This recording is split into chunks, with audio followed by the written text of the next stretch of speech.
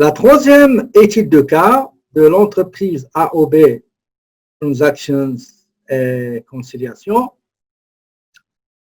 En résumé, vous avez à peu près, je crois, combien d'opérations? On a 6 opérations compensées, il n'y a pas de problème. Il y a 10 000, ils sont là. Il y a 40 000. Il y a 30 000, il est là, 30 000, virement de dépôt. Il y a 55 000, l'emprunt bancaire. Il y a l'annonce au Journal de Montréal de 187. D'accord? Et enfin, il y a le premier remboursement du loyer, de l'emprunt bancaire de 1945. En ce qui concerne les opérations à comptabiliser, nous avons 6 opérations. Nous avons en premier les frais d'ouverture d'un dossier de l'emprunt. Nous avons aussi l'intérêt sur emprunt bancaire. Nous avons un revenu financier. Nous avons le loyer. Nous avons les frais et commissions. Nous avons un retrait fait par l'actionnaire. S'il vous plaît, je vous demande juste de faire deux choses. Pour l'opération du loyer, qui date de 31, changez le virement par chèque numéro 5. D'accord? Chèque numéro 5. S'il vous plaît, changez le mode de paiement. Au lieu de virement, mettez chèque numéro 5. Et en bas, vous allez mettre retrait chèque numéro 10.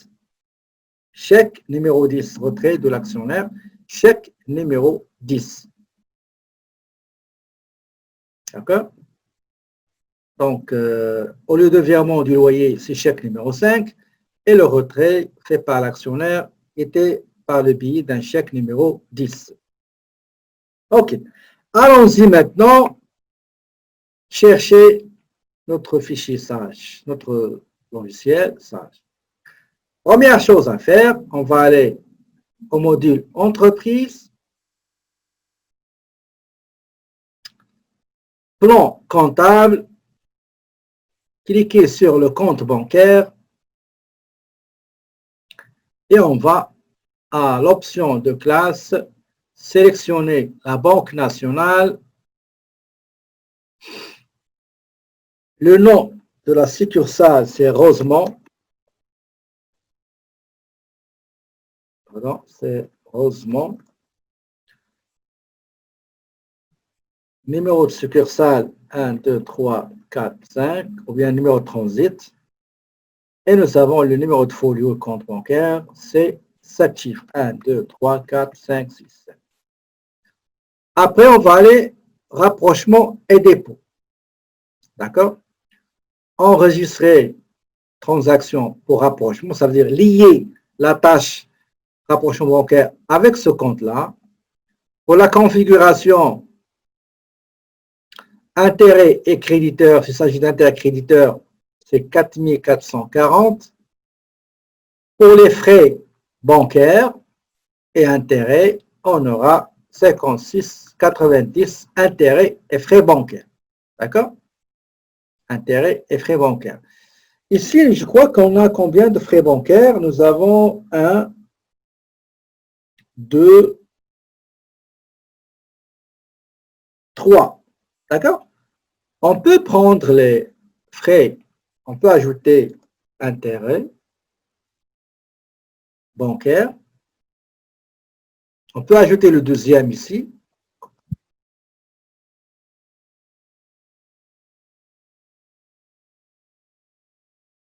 C'est CTRL V. C'est le même 56,90. Troisième, la même chose. 56,90. Vous pouvez rien faire, vous pouvez ne pas configurer, c'est pas grave. Mais c'est recommandé, d'accord? Une fois j'ai terminé, je clique sur OK. Et je ferme la boîte de dialogue. Je ferme aussi le plan, excusez-moi, le plan comptable, je le ferme. Étape suivante. Allez au module opération bancaire. Sélectionnez rapprocher des comptes. Je sélectionne quel est le compte que je compte rapprocher. C'est le compte BNC, compte courant. Ici, j'ai le mois de janvier. Donc, date début de relevé, c'est janvier, le 1er janvier. Date fin du relevé, c'est fin janvier. Et on a fait le rapprochement 15 jours, par exemple. Après, on va le mettre dans le 17 février. Étape suivante. Renseigner le solde d'ouverture du relevé. Ici, c'est 0. Renseigner le solde final, le solde fin, ou bien le solde de clôture du relevé bancaire. Ils n'ont pas de la comptabilité. C'est 69 047,01. OK?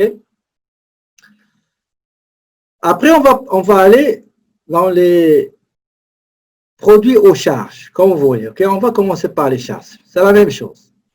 On va aller de la droite vers la gauche.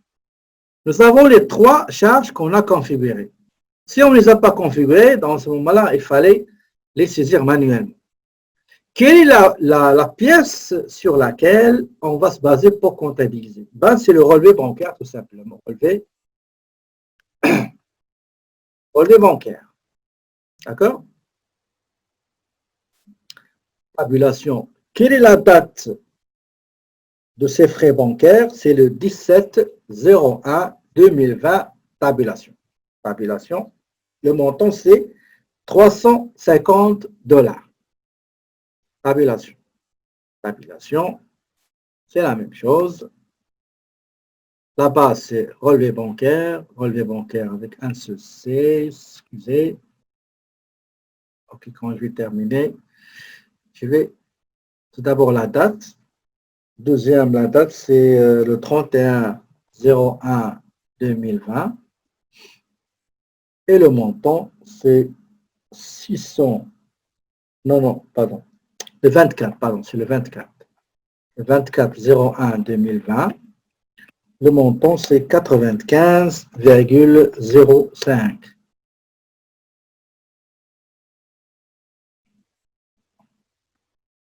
Troisième, donc c'est relevé bancaire qui est la source. La date, c'est le 31/01/2020. Et le montant, c'est 635. 635.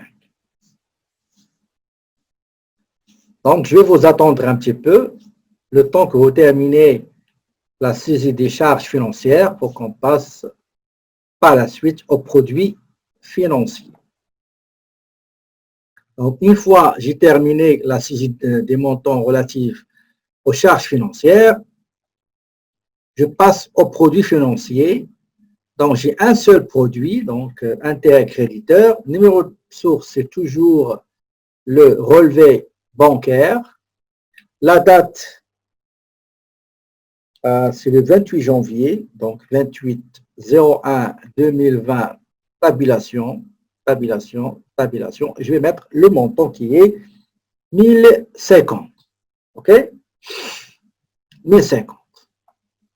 Une fois terminé, je clique sur enregistrer pour ne pas perdre mes données enregistrées. Maintenant, pour les transactions, je vais aller aux transactions. C'est la première fois que l'entreprise va effectuer un rapprochement bancaire, ajouter des transactions antérieures. Donc, le mois antérieur, c'est décembre 2019. Insérer transaction en transit. On va prendre, par exemple, n'importe quelle transaction. On va prendre le chèque numéro 4, OK? Le chèque numéro 4. Publicité, donc publicité chez le journal le devoir.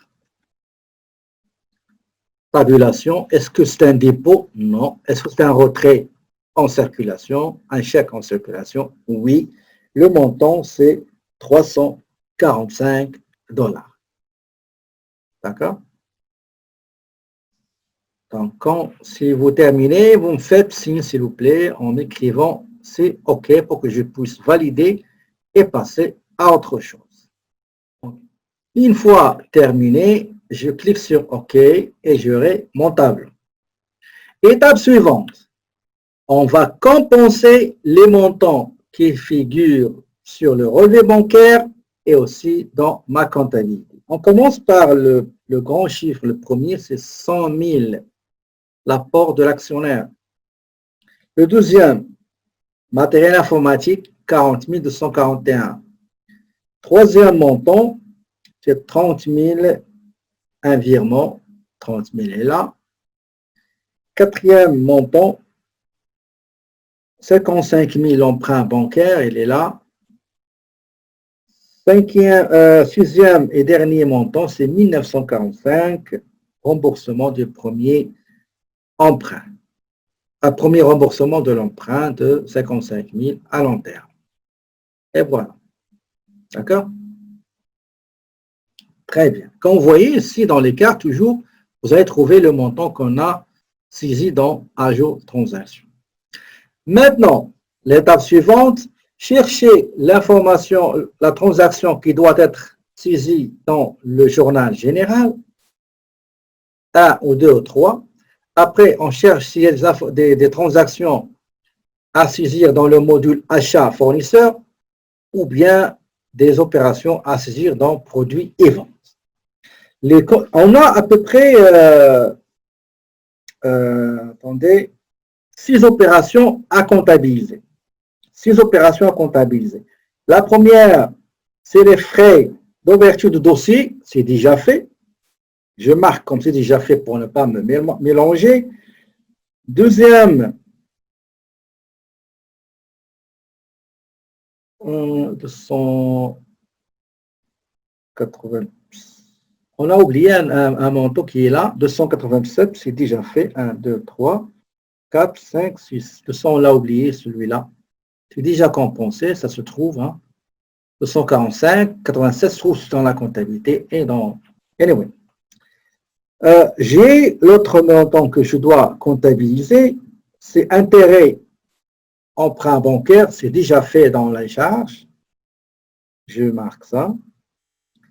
J'ai un revenu d'intérêt de 1050, c'est déjà fait dans le produit financier. J'ai le loyer. J'ai le loyer, donc le loyer, c'est dans le module fournisseur et achat. On va le voir tout de suite. On va aller fournisseur et achat, paiement, effectuer les paiements. Ça, on l'a déjà fait. Donc, on va mettre Remax, par exemple. Okay. Dans l'examen, vous aurez les noms de ces fournisseurs. Ajout rapide. Attendez. Par chèque. Le numéro de chèque, c'est le numéro 5. La date, c'est le 31 janvier. Le numéro de compte, 5760. Loyer. Description, on va mettre loyer 2020. Le montant, c'est 3000. La taxe GQ, ça veut dire TPS TVQ. Et voilà, j'ai réglé par chèque le loyer. Mais malheureusement, le montant, je ne l'avais pas comptabilisé, mais je l'ai vu uniquement sur le relevé bancaire. D'accord? Donc, une fois terminé, je peux cliquer sur rapport pour visualiser l'écriture comptable et m'assurer qu'il ne comporte aucune erreur. Donc, c'est ça, le loyer, la TPS et la TVQ. Banque nationale, c'est correct. Donc, je clique sur traiter. Ça, c'est déjà fait. L'autre opération que je dois saisir, eh ben, c'est le retrait. Le retrait, ça ne se fait pas dans le module achat, ni dans le module fournisseur, mais ça se fait dans le module général, dans entreprise, journal général, créer un journal général.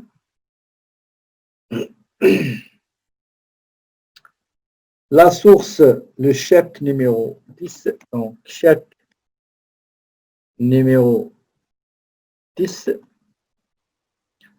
On va mettre ici retrait de l'actionnaire.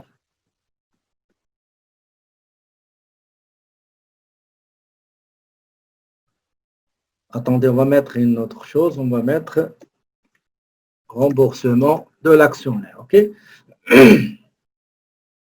Remboursement de l'actionnaire. Et on va mettre 26,80 prêt des actionnaires. Le montant, c'est 10 000. Et l'argent a été sorti de notre compte 1060, Banque nationale. Donc, je peux cliquer sur rapport pour visualiser l'écriture au journal. Donc, j'ai soldé le prêt et j'ai remboursé par le crédit de ma banque.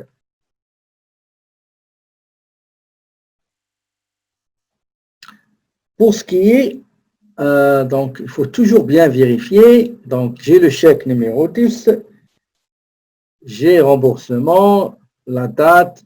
Ah oui, la date, il faut faire attention, donc le 31. 31, effectivement, 31. Une fois tout est OK, je clique sur traiter. Et voilà. Donc, il ne me reste aucune transaction. J'avais 6 transactions à comptabiliser. Donc, il y a 3 charges financières. 3 charges financières. C'est déjà fait dans la charge financière. Il y a un produit financier, c'est déjà fait. J'ai le remboursement de l'actionnaire et l'autre, c'était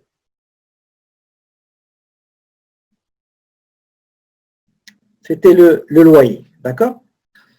Je vais revenir à mon rapprochement bancaire.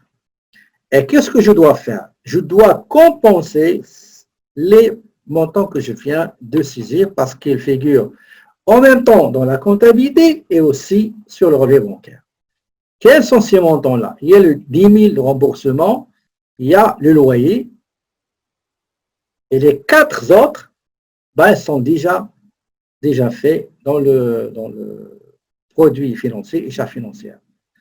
La dernière opération à faire, c'est supprimer la transaction en circulation qu'on a fait au début, c'est-à-dire ici. Oui, ici. D'accord? Je clique sur oui pour valider. Je mets supprimer tout. OK. Et voilà. L'écart est 0, mais il faut vérifier. Est-ce qu'on aura la même, est-ce que vous avez la même chose? On va le voir dans feuille de calcul. 90 827,63. Mesdames et messieurs, mes chers amis, est-ce que vous avez le même solde de clôture ajusté et régularisé de compte bancaire, de relevé bancaire et de la comptabilité? Si vous l'avez, bravo, bravo et bravo.